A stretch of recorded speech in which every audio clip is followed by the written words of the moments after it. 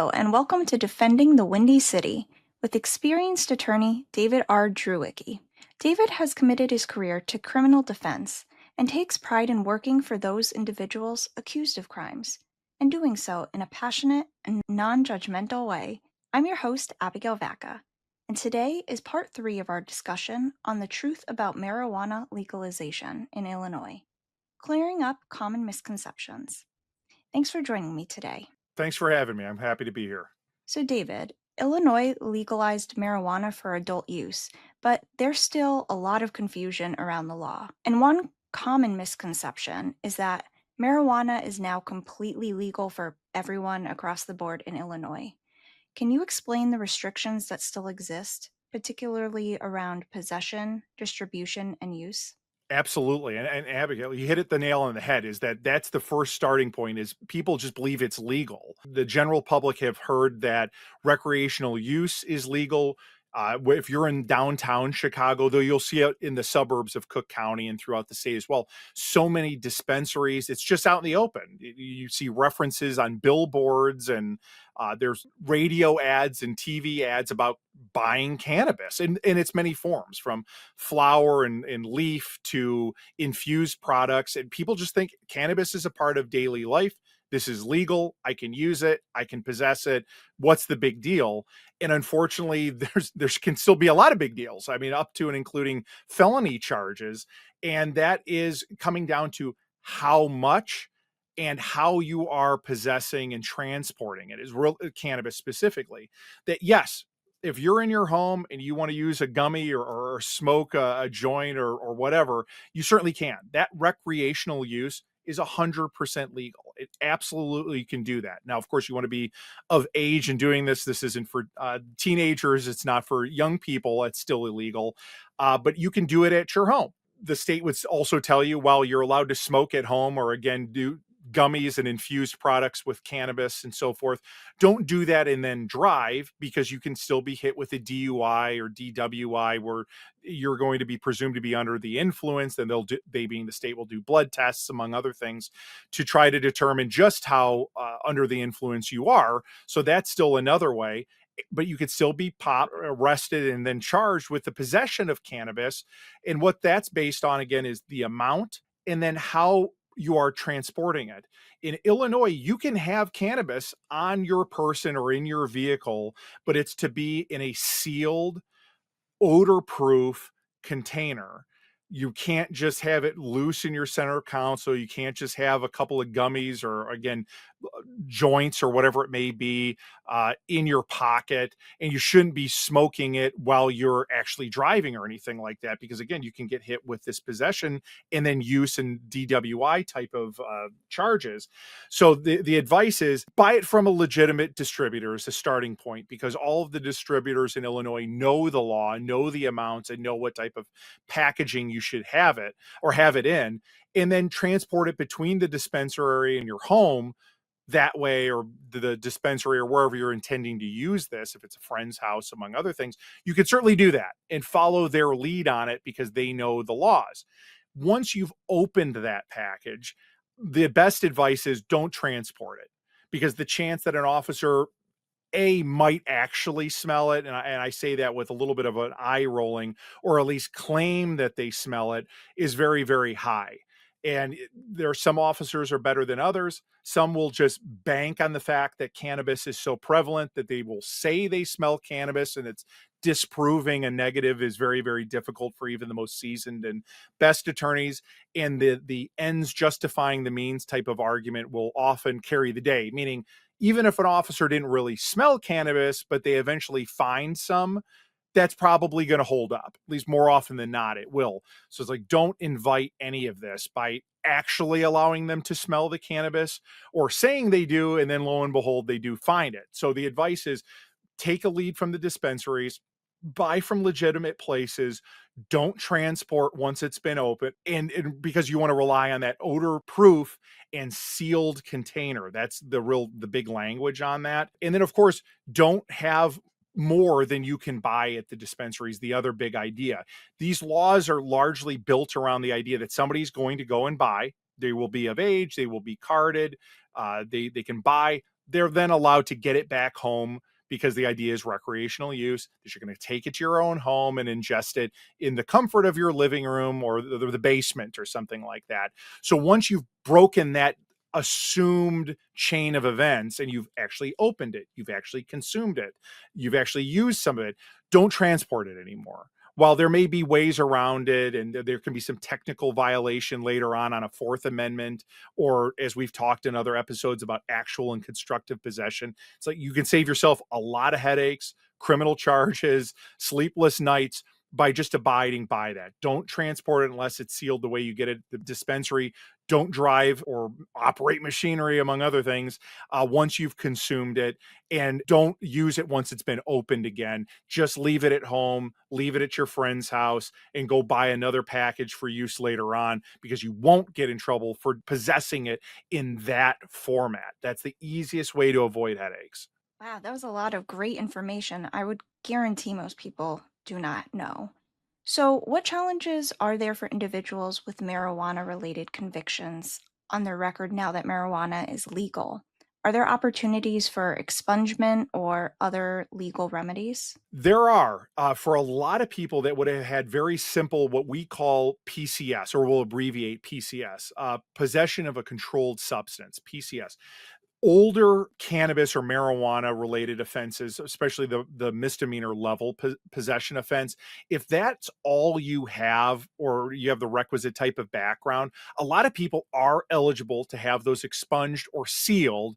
And in kind of layman's terms, it's just taken off your background, so that if an employer or an educator, or maybe you're filing an application for a lease or something like that, anybody running your background will no longer see that in your background. Now, we're taping this in 2025. I think many employers, many landowners who might be leasing things, we get that cannabis is legal. If that's the only thing you have on your background, the hope and expectation is that's going to have a minor impact on your ability to get a job, to in order to get student loans, in order to get an apartment or something like that. But the reality is, some places, some federal programs specifically. Now I'm reaching out to high school students and college students. If you ever have to fill out a FAFSA or a financial aid form and you're trying to get money from the federal government, well, cannabis is still a Schedule One drug. For their infinite wisdom, the federal government believes that cannabis has absolutely no medicinal quality. There's no redeeming quality to cannabis use whatsoever. And for that jurisdiction, for federal jurisdictions, there can still be very, very serious consequences. In Illinois, while it is recreationally legal, again, you still can be arrested and charged with the possession of cannabis when you hit the wrong threshold. You have too much of it, or maybe it appears you're trying to sell it yourself and you don't have the requisite licensure, or you have too much, or you're just possessing and transporting it the wrong way, where it's not that it's cannabis, it's not even that you have that much, but it's not in the sealed, odorless container, and you get popped for possessing and transporting cannabis in the wrong way. So while again it is legal, it is something that you can use, there are a lot of nuances to this, both at the federal level and then at the state level, where you can find yourself in serious trouble for something that we all believe is just legal. Right, I didn't realize there was such a domino effect.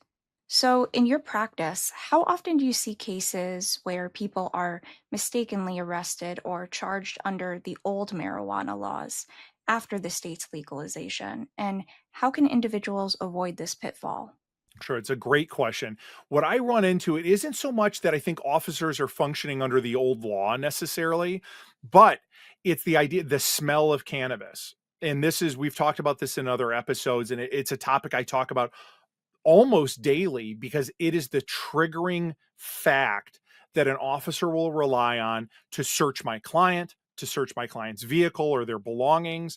And that's where more serious drugs are found, or actual cannabis perhaps being transported illegally, or a gun is found, or any other number of bits of cannabis or other potential charges that somebody could be facing.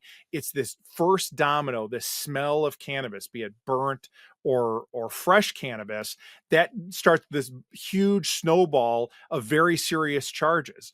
And well, oftentimes I'll tell clients, don't let this small thing be the reason why you're facing the big thing. So this goes to the advice. What I suggest to prospective clients, or just the citizenry of Illinois specifically, where I understand laws best. Well, those small things. How do a lot of my clients face much more serious charges? Well, it's driving without having your seatbelt on. So that's a triggering offense for the officer to pull you over. Now that you're legally pulled over, the officer can say that they smell cannabis. And sometimes they do, and I trust sometimes they don't. But proving that negative is very difficult. So don't put yourself in the position of getting pulled over. Well, now you wear your seatbelt, but there's a million other ways of getting pulled over. You don't come to a complete stop at a stop sign. You go through a yellow that's perceived as a red. You didn't turn on your flash, your signal in time within the certain amount of feet to make a right or left hand turn. There are just a myriad of ways that you can be pulled over. So now you find yourself legally in front of the police, and now we're getting into that smell of marijuana again. So what I will tell clients, and again, broad advice is, you're allowed to smoke it. It is legal in your home. Don't smell like you smoked it when you got into your car. So that's, if that's taking a shower, changing your clothes, uh, certainly not actually smoking in your vehicle so that the vehicle doesn't smell like that. Those are some best practices, because then you can, in good conscience, if an officer is going to lie, or if lie is a little strong, if they're going to insinuate that they smelled marijuana or something like that, well, you could say definitively, absolutely not possible. I've never smoked in the car. I took a shower. I changed my clothes. These were never around any cannabis, fresh or burnt or the like. It's like you are avoiding potential searches. So you avoid being caught with a gun. You avoid being caught with other contraband. You avoid all these other potential issues because you cleaned up and avoided the small things. Like I said, the starting points of obey the rules of the road are a good idea. You should obey all the laws, but don't trigger getting pulled over. And even though that might be kind of easier said than done, because there's so many ways you can get pulled over, don't give the easy part away. Don't give the small thing away by smelling like cannabis, by having your car or yourself smelling like it. Those are some small things that you can avoid to avoid catastrophic consequences later on by just cleaning up the small stuff on the front end. So, with marijuana being legal for adult use in Illinois, how do law enforcement agencies handle impaired driving related to marijuana? And what should drivers know about marijuana and driving under the influence? Sure. Now, this is still a very new thing, both for states and then in the science of how to determine somebody's actually under the influence. And there's a lot of studies out there. I mean, a lot. I try my best to stay on top of this as to what triggers being impaired, because it's one thing to test positive. Somebody who smoked a month ago could, depending on the type of test, their hair as an example, they'll, okay, you have THC in your system, you have cannabinoids in your system. It's like, well, yeah, when? From 5 minutes ago, which might be a problem if you're driving, to 5 hours ago, which should probably be less of a problem, but you're in a gray area now, to 5 days, 5 weeks, 5 months ago. It's like, well, that makes a big difference. So the type of testing and how we're interpreting the presence, because it's one thing to test positive and say, yes, there was THC in a system, or there were cannabinoids in a system. Well, how much and what kind of test was it? And did that actually impair? We don't have a great cutoff. Not that I necessarily even agree with the point oh 0.08, because point oh 0.08 is what most people are familiar with in the DUI drinking and being under the influence, be it beer, wine, spirits, and so forth. Don't blow over a point oh 0.08, because that's presumptively impaired and you are now guilty of a DUI. While we have some cutoffs in Illinois, we're still working through the science on that. Like, what really is impaired? How do we test this? How does it synthesize in a body, as far as, because we're going to do it with a blood test more often than not. Not hair was an example, but being a little facetious, blood is the more likely test. And then again, The presence of is different than being impaired. And because Illinois has only made this legal now for it's been less than a decade, we're only talking about a few years. And both the federal and state government are not known for efficiency and being cutting edge with a lot of things. We're unpacking this, we're figuring this out as we're going along. And so there are some presumptive laws out there. Again, if you're underage and you have it, big no no. Like, just immediately, you shouldn't have it in your system of any level. But if you are over the age of 21, you're in your 30s or 40s and you have it, it's like, well, how much and in what quantity and under what test? We're figuring that out as we're going along. So, finally, as an ending note, David, as marijuana laws continue to evolve in Illinois and nationwide, what do you see as the future of marijuana legislation? And how should individuals and businesses prepare for those upcoming changes? I think the single biggest thing that will make things easier will be a way of appropriately testing and then understanding what being impaired is. Like we were talking about in the last portion, it's one thing to be able to test positive. It's like, well, what does that mean? Is it from the last month or the last couple of minutes or hours? So science needs to catch up, and then we have to have a firm understanding as a society. Well, what are we going to determine is impaired, so we can have that bright line rule where people understand that over, again, 0.08 or double that in some jurisdictions, they'll call that like super drunk and so forth.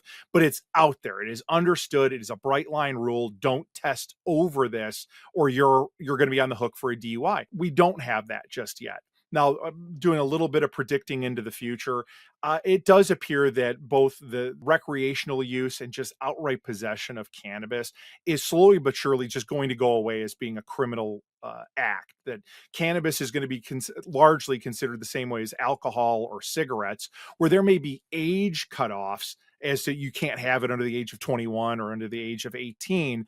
But for adults, possess it, use it. There really isn't going to be an issue. Even the public use of it, in many respects, I think, is going to largely be legal. Now, using and driving and being behind the wheel is where science has to catch up. That's where we need that bright line rule. That's where we need testing in order to determine what is impaired. Can we get an on the spot kind of reading that you can with a breathalyzer? We don't have that for cannabis just yet, but I trust the capitalistic and science here in the United States will catch up in a way to test that and do so painlessly and quickly, if not instantaneously. And then we'll be able to set those bright line rules so folks know what is the limit, how much can I smoke and ingest. And as we get better with that, I think it'll be a lot easier for folks to know when they can and can't drive, where they can possess it. Again, ultimately, I think that answer is going to be for adults is going to largely be just about everywhere. But the big thing is testing and understanding what impaired really means. All great information. Thank you so much for joining me again today. It's been a pleasure. Thank you very much. Happy to be here. Thank you for joining us for Defending the Windy City. To connect with David, go to www.drdlawllc.com and like, subscribe, and leave us a review on your favorite platform.